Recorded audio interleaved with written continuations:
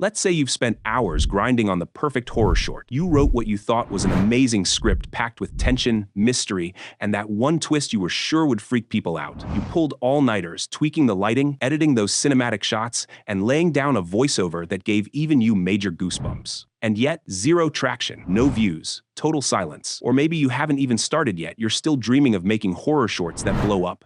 The kind people can't stop sharing. The ones that live rent-free in their heads. If that sounds like you, yeah, this video's 100% for you. Now, real talk, why aren't you getting the views you deserve? Why does your work keep disappearing into the internet void? The reason's simple, but kind of painful. You're not using the right strategy to craft a killer short. And now you're thinking, okay, what's this magic strategy? How do I actually level up my shorts so people can't scroll past them? The answer lies in something I like to call the framework. Before you even hit record, the real battle begins with your idea, because an idea is the heartbeat of your short. You can have Oscar-level editing and sound design, but if your concept doesn't hook the viewer right away, it's game over. It just fades into the pile of forgettable content. So before we hunt for viral horror ideas, let's see what's actually popping off right now. The first kind of idea that spreads like wildfire, the one that feels familiar, something everyone instantly recognizes, like a teddy bear, a doll, a childhood toy. Why does that crush it? Because people see it and think, yo, I had one like that. Boom. Instant connection. It's not just a horror story anymore. It's their nightmare. Next up, the human-ish horror, when your monster looks nearly normal until you catch its reflection, or its feet move wrong. That gets under our skin because it's too real. We're wired to fear what's close to us, but twisted just enough to feel off. Third, we've got the I've been there, scare the real place horror. An abandoned school, a park, a bridge everyone in town knows. Viewers love that because they can literally picture themselves there. The setting itself becomes the villain before anything even happens. But here's the plot twist. What's trending now won't always hit tomorrow. Audiences evolve, horror tastes shift. So how do you stay ahead of the curve? Easy. Do your homework. Study what's working for other creators and dive into Reddit. It's a goldmine of creepy inspo. Every thread could be your next viral idea waiting to drop. Deconstruct the hits, remix them with your spin, and you'll be cooking up something that actually moves people and the algorithm. So now, let's dive into the very first step of the framework, the idea. This is where everything kicks off. Your entire short depends on this spark. Without a strong idea, even the best editing or voiceover won't save it. In this part, I'll show you exactly how to dig up brilliant ideas for your horror stories, ideas that actually have the juice to go viral. Ready? Let's roll. The first way to snag an outstanding idea is by deep diving into blogs, Reddit, and other storytelling spots. Picture yourself scrolling through Reddit. Type in scary stories, paranormal experiences, or creepypasta. You'll wade through a sea of tales, some meh, some forgettable, but hiding in there are the ones that straight up blew up. Look for the ones people are losing their minds over: long comments, big upvotes, passionate takes. That's where the treasure's hiding, fam. At the start, it's totally fine if you can't instantly tell which story's gonna pop off. Everybody starts that way. That's why you grab the ones that already crushed it, the proven hits. Collect a handful, maybe 3 to 5 solid ones, and then toss them to GPT. Ask it to break down the vibes, analyze what made them hit, and cook up new, similar ideas based on those patterns. That way, you're not shooting in the dark, you're working with battle-tested inspiration.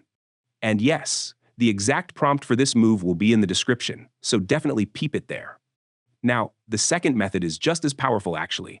It's a little sneaky and super smart. Slide over to a competitor's channel. Check out the horror shorts that went crazy in views. Don't just watch, study the heck out of them. Pull their scripts, see how they structured it, what twist made everyone stay locked in. Snag at least 3 to 4 of those high-flying scripts and feed them to GPT. Drop the view numbers, mention the hype levels, and ask it to figure out why those worked. Then tell GPT to spit out 10 fresh viral ideas following the same winning formula. And again, the exact prompt you'll need for that process? It's down in the description, don't skip it. But wait, do you think just the idea alone is enough? No, absolutely not. That's the big misunderstanding most aspiring creators have. You could have the most mind-blowing concept in the world, something that gives chills on paper, but if your script isn't equally powerful, you'll lose your viewers halfway through. The idea pulls them in, but the script holds them there. Without a gripping script, even a genius idea will fall flat, completely wasted. So, when it comes to your script, here's the truth. I'm not going to tell you exactly which one will work or which won't, because that would make this video stretch on forever. But believe me, the script is where you'll win or lose your audience. That's where the real magic happens. Now let's dive into step 2 of the framework script writing time. This is where your story finally takes shape, where your idea levels up into something that actually grabs eyeballs and locks in attention. If the idea is the brain, then the script's the heart. It pumps life, rhythm, and personality straight into your horror short. For script writing, the vibe stays the same as when you were hunting ideas. Hop onto Reddit and dig through those creepy core story threads or horror writing subreddits. Find a post that's already popping off big comments, strong upvotes, people in the replies freaking out. When you find that gem, don't just snag it, remix it. Flip the angle, twist the ending, modernize the tone. Keep the emotional sting intact, but shape it into your own killer version that screams your style. Next moves just as clutch. Spy on your competition. Cruise over to the channels doing the kind of horror shorts you vibe with. Snag 3 or 4 of their top-tier hits, the ones that totally blew up, and extract their scripts. Hand those scripts off to GPT. Drop in the views, engagement stats, and type of horror they're pulling. Then run the prompt in the description to make it crank out brand new scripts that keep the same energy and pacing. What you'll get feels next level polished, ready to perform like the big dogs. But wait, do you think that's enough? The answer is a big no, because while the idea and the script are absolutely essential, they're only part of the equation. You must understand the power of sound. Sound is what gives your short that eerie life. The unsettling whispers, the chilling background hum, the sudden sharp noise that makes your heart jump, that's what keeps people glued. Especially kids or younger audiences, they might not follow every plot detail, but the creepy voice and tension-building sounds hold them till the very end. So yes, write a killer script. Craft each scene carefully, but never ignore the sound. It's the invisible force that transforms your story from just another video into pure nightmare fuel. Now it's time for step 3 of the framework: sound design. This step might look a little techie at first, but it's the real game changer that takes your short from pretty good to straight up Goosebump City. Killer sound can make even basic visuals feel cinematic AF. Now, you don't have to drop a single dime to make your audio slap. I've got you covered with a totally free text-to-speech model that delivers solid results right out of the box. It's called speech synthesis. Sometimes it'll glitch or get a little funky, but when it hits, it's chef's kiss amazing.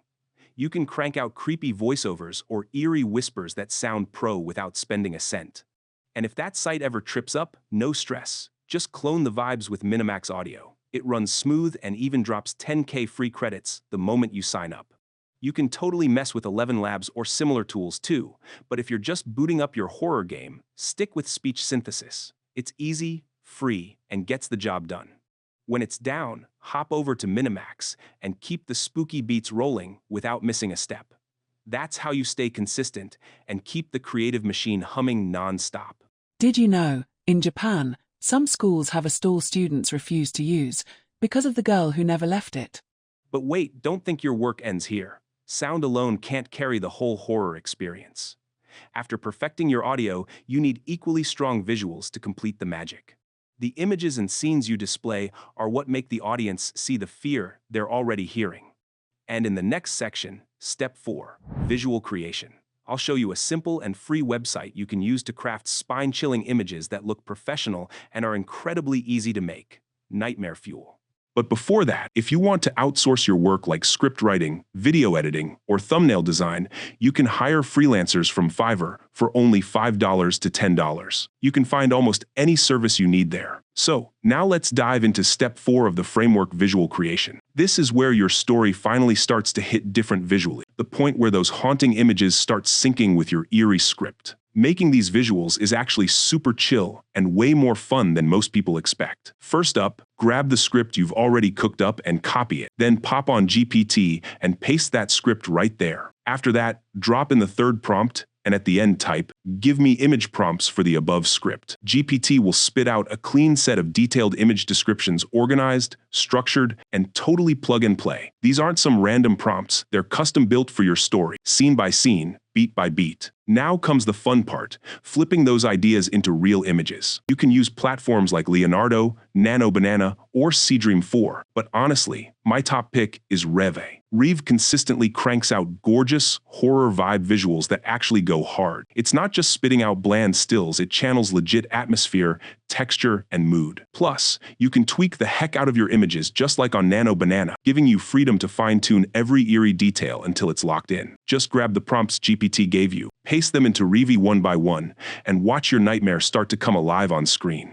But wait, do you think visuals alone can deliver the full impact? Not quite, because while great visuals can shock and captivate, they won't truly breathe until you add motion. Motion brings tension. It gives life. That's why the next crucial step is editing. This is where you inject energy through movement, camera shakes, subtle pans, or those creepy slow zoom-ins. You can pull this off easily with tools like CapCut, or experiment with newer image-to-video models that automatically animate your stills. First, I'll break down how to bring those motions to life in CapCut, quick techniques that'll turn static horror frames into straight-up nightmares in motion. So now, let's talk about how to add motion in CapCut, because this is what makes your visuals truly come alive. Static images look good, but when they start to move slow zooms, subtle pans, or gentle shakes, they create tension and draw the viewer's eyes exactly where you want them. The trick is using keyframes the right way. First, import all your images into CapCut and place them on the timeline in order. Then, select the first image and tap on the keyframe option. Keyframes are basically markers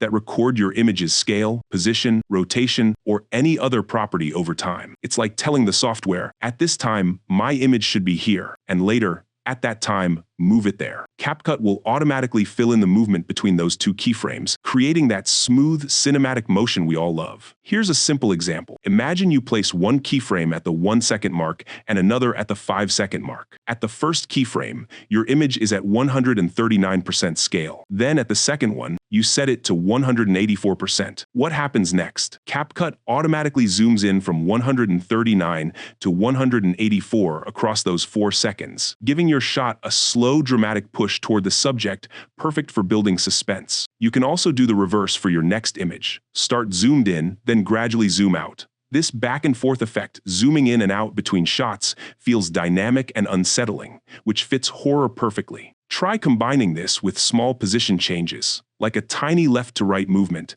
to mimic that eerie handheld camera vibe. But don't just stop with one move. Experiment.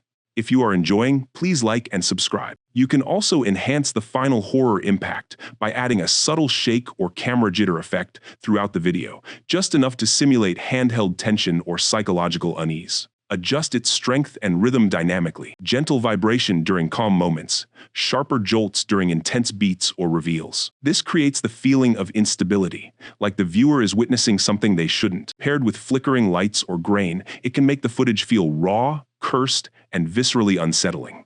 Now, it's time for the image-to-video phase. For this step, open Vhere, upload your cinematic horror-style images, and then ask GPT to generate a video prompt for them. Paste that prompt into Vhere. It will automatically animate your stills according to the script's pacing and atmospheric style, producing a full eerie microfilm straight from your visuals.